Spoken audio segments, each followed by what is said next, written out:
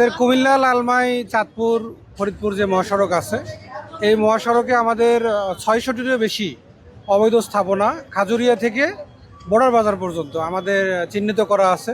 আমরা ৪ দিন আগে নোটিশ করেছি এবং মাইকিং করা হয়েছে। আমরা নিয়মিত উচ্ছেদ অভিযান অংশ হিসাবে আমরা এই উচ্ছেদ অভিযান আবার পরিচালনা করতেছি। এটা অব্যাহত থাকবে। আপাতত ৩ দিনের শিডিউল আছে আমাদের।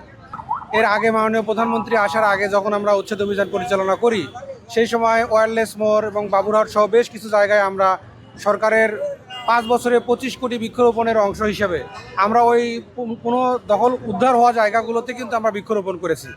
এবং সেই ধারাবাহিকতায় এখনও আমাদের যে জায়গাগুলো থেকে আমরা অবৈধ স্থাপনাগুলো উচ্ছেদ করতেছি, সেইগুলো আমরা কিছু কিছু জায়গায় বৃক্ষরোপণ করব।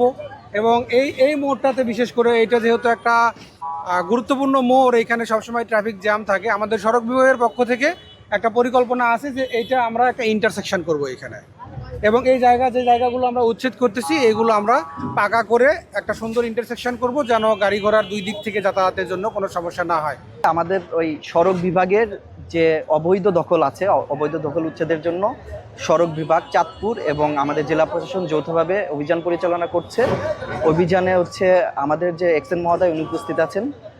ওনার যে জায়গাগুলো অপদখল হয়ে আছে সেই জায়গাগুলো আমরা উচ্ছেদ করছি। আমরা এখানে জেলা প্রশাসন আইন শৃঙ্খলা রক্ষার দায়িত্বে রয়েছে।